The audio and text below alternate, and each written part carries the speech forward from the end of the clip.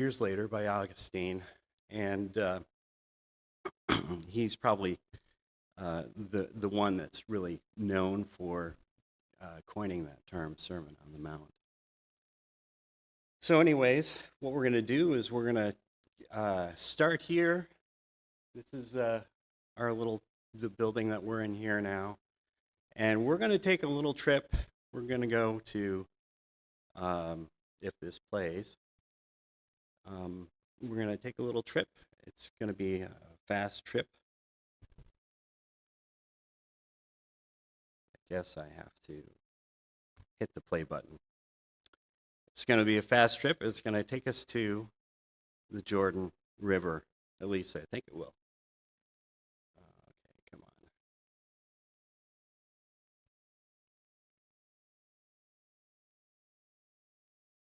on. So I guess the video isn't going to play for us. But basically, it took us to the Jordan River, and then just north on the Jordan is the Sea of Galilee. And this is kind of our setting today for what is traditionally known as where the Sermon on the Mount took place. There are a few different places, but this is probably the most popular place. And it's just a little bit west of a town called Capernaum, right on the north side of the Sea of Galilee. So if you probably see Capernaum from this spot, but this is looking up from the sea, and then if you take a look from that spot, this is what it looks like, and this is the Sea of Galilee. So kind of go with me, and we're going to read the last part of that sermon that Jesus gave so many years ago. So this is Matthew chapter 7. Don't judge so that you won't be judged. For the way you judge others is how you will be judged. The measure with which you measure out will be used to measure to you. Why do you see the splinter in your brother's eye, but not notice the log in your own eye? How can you say to your brother, let me take the splinter out of your eye, when you have the log in your own eye? You hypocrite! First take the log out of your own eye, then you will see clearly so that you can remove the splinter from your brother's eye. Don't give to dogs what is holy, and don't throw your pearls to the pigs. If you do, they may trample them under their feet and then turn and attack you. Keep asking, and it will be given to you. Keep seeking, and you will find. Keep knocking, and the door will be open to you. For everyone who keeps asking receives. He who keeps seeking finds, and to him who keeps knocking, the door will be open. Is there anyone here who, if his son asks him for a loaf of bread, will give him a stone? Or if he asks for a fish, will give him a snake? So if you, even though you are bad, know how to give your children gifts that are good, how much more will your Father in heaven keep giving good things to those who keep asking him? Always treat others as you would have them, as you would like them to treat you. That sums up the teaching of the Torah and the prophets. Go in through the narrow gate, for the gate that leads to destruction is wide, and the road broad, and many travel it. But it is a narrow gate and a hard road that leads to life, and only a few find it. Beware of the false prophets. They come to you wearing sheep's clothing, but underneath they are hungry wolves. You will recognize them by their fruit. Can people pick grapes from thorn bushes or figs from thistles? Likewise, every healthy tree produces good fruit, but a poor tree produces bad fruit. A healthy tree cannot bear bad fruit, or a poor tree good fruit. Any tree that does not produce good fruit is cut down and thrown into the fire. So you will recognize them by their fruit. Not everyone who says to me, Lord, Lord, will enter the kingdom of heaven. Only those who do what my Father in heaven wants. On that day, many will say to me, Lord, Lord, didn't we prophesy in your name? Didn't we expel demons in your name? Didn't we perform many miracles in your name? Then I will tell them to their faces, I never knew you. Get away from me, you workers of lawlessness. So everyone who hears these words of mine and acts on them will be like a sensible man who built his house on bedrock. The rain fell, the rivers flooded, the winds blew and beat against that house. But it didn't collapse because its foundation was on rock. But everyone who hears these words of mine and does not act on them will be like a stupid man who built his house on sand. The rain fell, the rivers flooded, the wind blew and beat against that house, and it collapsed. And its collapse was horrendous. When Yeshua had finished saying these things, the crowds were amazed at the way he taught. For he was not instructing them like their Torah teachers, but as one who had authority himself. This is from the complete Jewish Bible. The translation is a little bit different, so that's why Jesus' name came out as Yeshua here. So we're going to start with verse 12. So earlier, I think it was in March, I went through the first 12 verses in the chapter. And today we're going to actually start with verse 12, which we know as the Golden Rule. Very neatly wraps up the prior section that Jesus is talking about. And but Jesus isn't finished. It wraps up the prior section pretty well, but Jesus isn't finished. He could have finished the sermon with verse 12, and no one would have been wiser. It would have been a perfect conclusion. And as you can see from the publisher divisions that are added for our convenience, this is where Jesus must have been starting a new topic. So the New American Standard, the Bible that we have in the pews here, starts a new topic, verse 13. New International Version starts a new topic, verse 13. New King James Version, verse 13 starts a new topic. New Living Translation.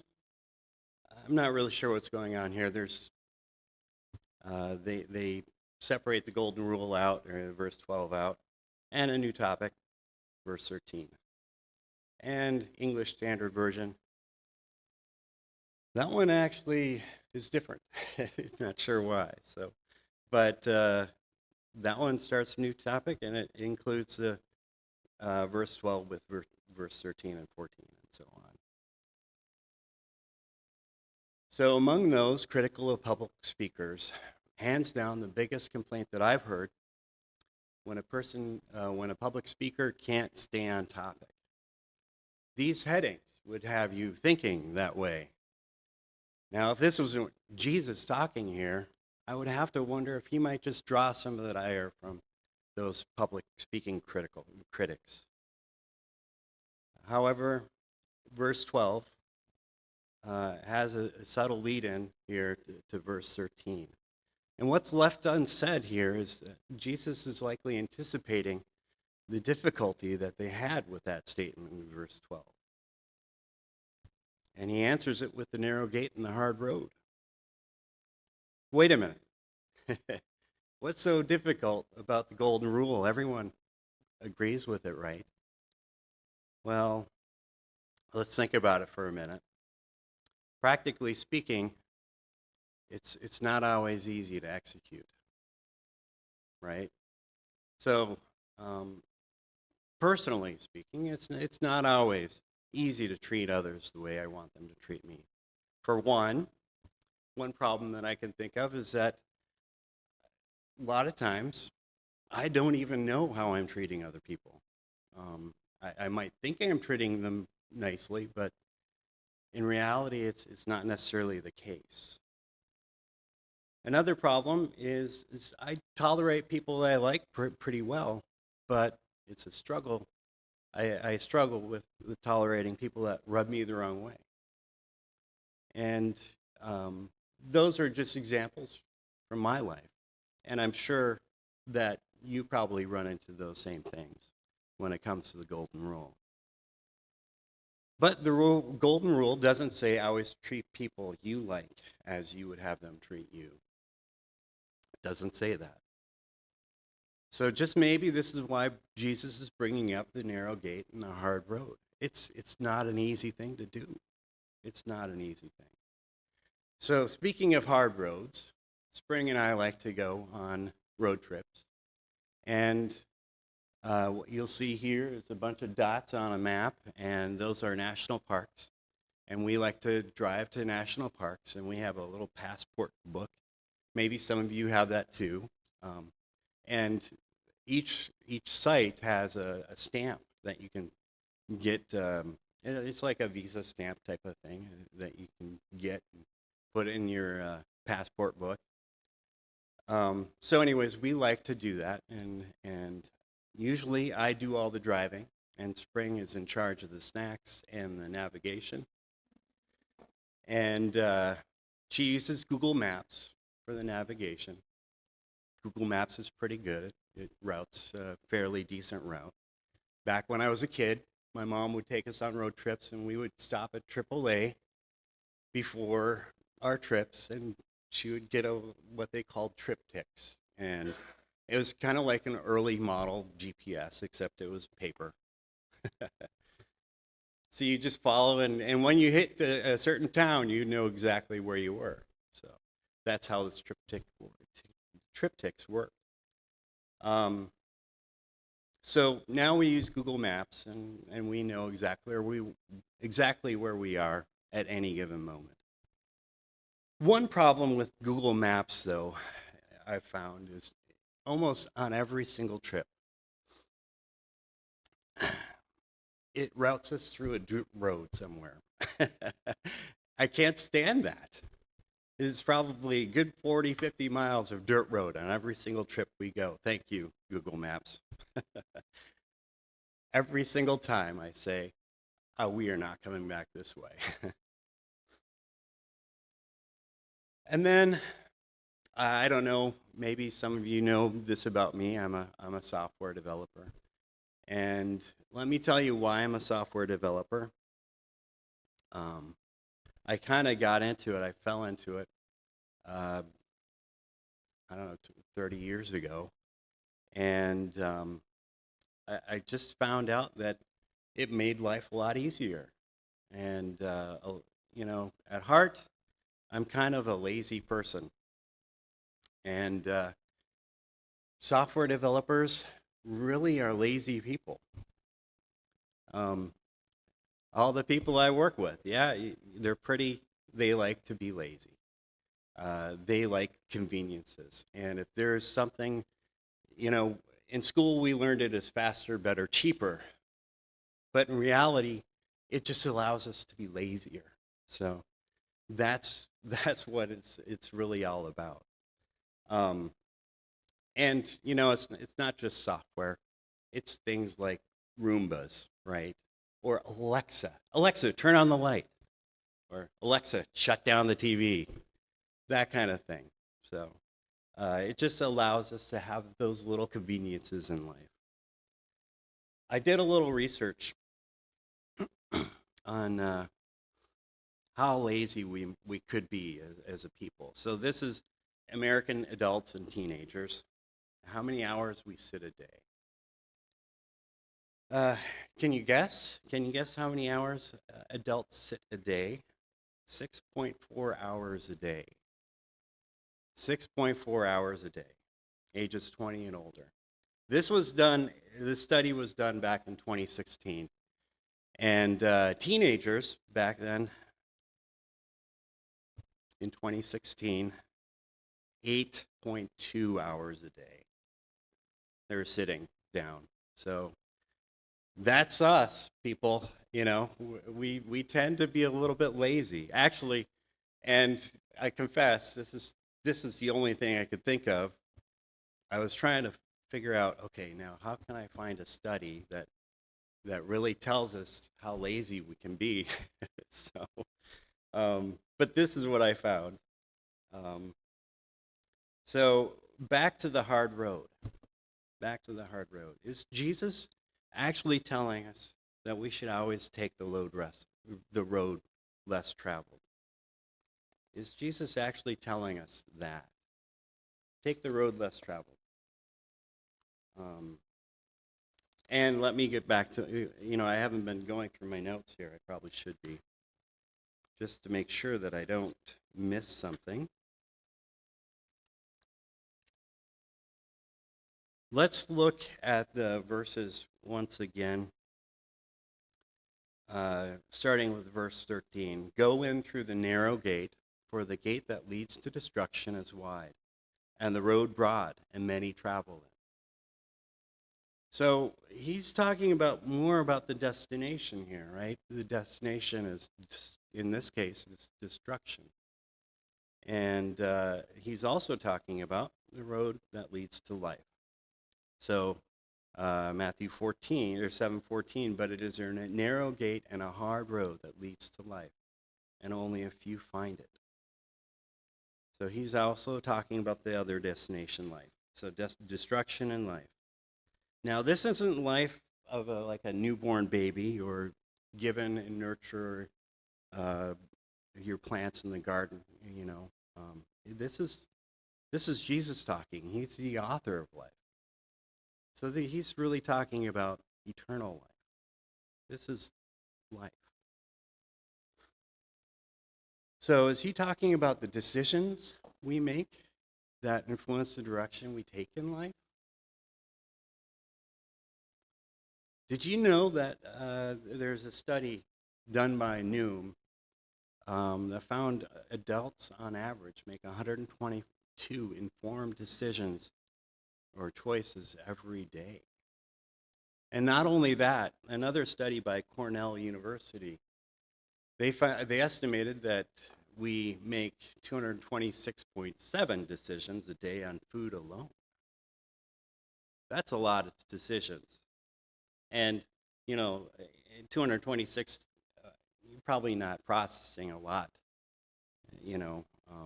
when it comes to that. But really, the point is what really goes into a decision. Have you ever played that game, Would You Rather? It's kind of a fun game. I used to work with youth groups, and we would play a variety of games, and Would You Rather would be one of them. So here is a 8-lane freeway. Direction of traffic is all going the same way. Would you rather take a freeway like that, or would you go down a dirt road that's rather rocky? Or you maybe go across a bridge, like the Golden Gate from San Francisco to Sausalito. Or maybe this wooden rope swing bridge that's going over a huge gully of, I don't know where. Or maybe a McDonald's sausage and a McMuffin. Or a Perkins Big Breakfast. That one actually would give me a hard time. I really like the sausage and egg McMuffin. But different things that go into our decision making: likes, dislikes, fears, costs, risks, so on and so forth. A lot of things go into our decision making. What types of choices pave the road to destruction? And what types of choices pave the road to life? And to be honest here, I had a list. I actually had a list of things that pave the road to destruction and the road to life.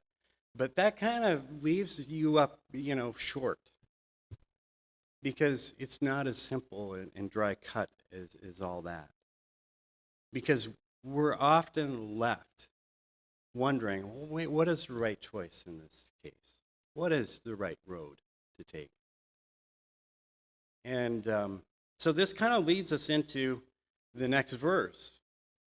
And Jesus is talking about false prophets now. Beware the false prophets. They come to you wearing sheep's clothing, but underneath they are hungry wolves. So what is a false prophet? Let's look at that. Let's try and understand what a prophet should be in the first place, then we can understand what a false prophet is. From the Merriam-Webster Dictionary, prophet is one who utters divinely inspired revelations. Okay, and then it goes on, and such as A, the writer of one of the prophetic books in the Bible. Oh, yeah, well, that's easy. Your credentials right here, right? Or be regarded as by a group of followers as a final authoritative revealer of God's will. So a false prophet then would be that someone who pretends to, but does not really utter divinely inspired revelations. So then prophets were and are those that tell us the direction that God wants us to go. So who in this room hasn't felt the desire and wish for God just to tell us plainly, what do you want me to do? What do you want me to do? Because it goes back to that, the list of decisions that take us down the road of life or take us down the road of destruction. What do you want me to do, God? So we often look to other people. So it's not a new thing. It's not a new question that we have in these modern days. For generations, it's been the same question. 2 Chronicles 8, 1 through 8, 18, 1 through 8, tells us about Jehoshaphat. Now, Jehoshaphat, he was king of Judah, had a great riches and honor, and he allied himself by marriage to Ahab. So some years later, he went down to visit Ahab in Samaria, and Ahab slaughtered many sheep and oxen for him, and the people were with him. And he incited him to go up against Ramoth Gilead. Ahab, king of Israel, said to Jehoshaphat, king of Judah, will you go with me against Ramoth Gilead? And he said to him, I am as you are, and my people as your people, and we will be with you in the battle. However, Jehoshaphat said to the king of Israel, please request the word of the Lord first. Let's just make sure this is the right thing to do, going down the right road, So the king of Israel assembled the prophets, 400 men, and said to them, should we go to battle against Ramoth Gilead, or should I refrain? And they said, go up, for God will hand it over to the king. But Jehoshaphat said, is there no longer a prophet of the Lord here that we can may inquire of him? And the king of Israel said to Jehoshaphat, there is still one man by whom we may inquire of the Lord, but I hate him, for he never prophesies anything good regarding me, but always bad. He is Micaiah, the son of Imlah. But Jehoshaphat said, may the king not say so. So it's just an example of, ages ago, people were looking for the word of the Lord and trying to decide whether this is the right path to go or not. Sometimes we just want to think, sometimes we just want someone we think credible to tell us what we should be doing. And today we don't really seek out prophets, per se, for these answers. Who do we go to? So we will go to teachers, or, teachers, leaders, pastors, experts, psychologists, professors, friends, parents, television, social media influencers, life coaches, chance. We hit up a variety of teachers, different things, people that influence us. So do you believe that we still can be influenced by false prophets? Yeah, I think we can. We certainly can. So Jesus tells us in verse 16, you will recognize them by their fruit. Can people pick grapes from thorn bushes or figs from thistles? So Jesus tells us how we can determine who we can trust.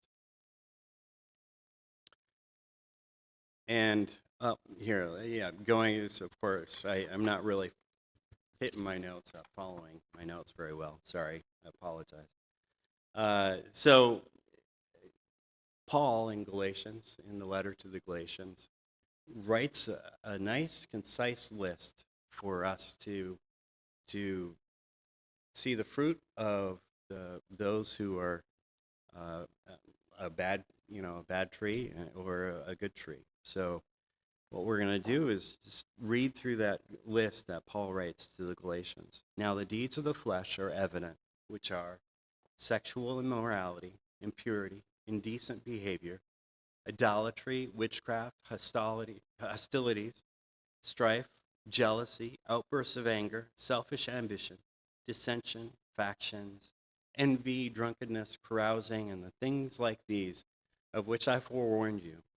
Just as I forewarned you that those who practice such things will not inherit the kingdom of God.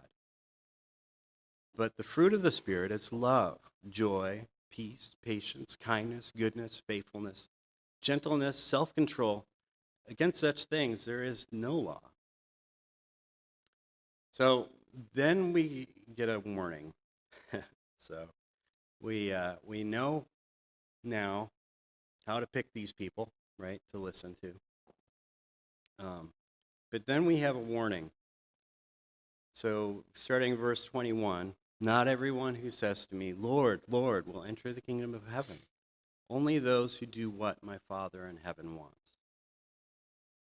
On that day, many will say to me, Lord, Lord, didn't we prophesy in your name? Didn't we expel demons in your name? Didn't we perform many miracles in your name? Then I will tell them to their faces, I never knew you. Get away from me, you workers of lawlessness. To be sure, this is a follow-up in reference to false prophets. However, it does not exclude those that follow the false prophets.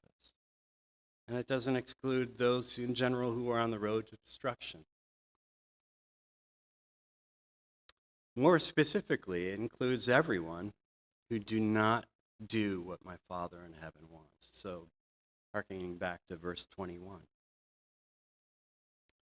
So this is a warning. He's setting expectations. He's putting it plain, it's stating basically, if you don't follow the rules, you can't live in my house.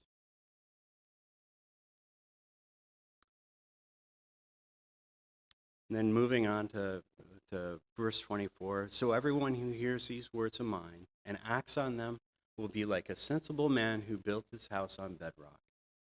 The rain fell and the rivers flooded. The winds blew and beat against the house, but it did not collapse because its foundation was on rock. But everyone who hears these words of mine and does not act on them will be like a stupid man who built his house on sand. The rain fell, the rivers flooded, and the wind blew and beat against that house, and it collapsed. And its collapse was horrendous. So it's a tale of two houses. Notice the storms and trials come to each house. It comes to everyone. But in answer to the fear that potentially being cast out, he encourages them to hear and act on his words. So listen carefully and listen closely, and follow directions carefully. So that's it.